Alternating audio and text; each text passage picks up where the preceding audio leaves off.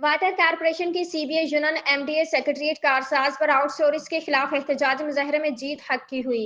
मुत्तहदा workers front CBI के chairman Arshad Khan और उनकी तमाम टीम की मेहनत रंग ले आई। एहतजाजी मुजाहरे में एमडी सैयद सलाहुद्दीन ने पंडाल में आकर आउटसोर्स को बाकायदा खत्म करने का ऐलान करते हुए कहा कि अदारे के किसी भी डिपार्टमेंट को आउटसोर्स नहीं किया जाएगा। और इस एहतजाजी मुजाहरे से बात करें कईयों बार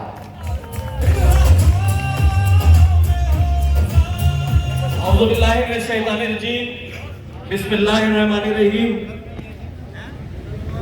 एमडी साहब की आमद हो गई है और यकीनन एमडी साहब सुन भी रहे होंगे, तो मैं डायरेक्ट एमडी साहब से ही बात करता हूं और उनको मशवरा देता हूं कि एमडी साहब माशाल्लाह बहुत स्मार्ट आदमी है कि नहीं है? स्मार्ट आदमी है माशाल्लाह।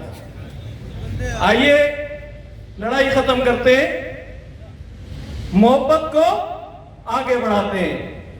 आइए, आप बाहर से लोग भर्ती करना चाहते हैं तो 4000 वैकेंसीज खाली है।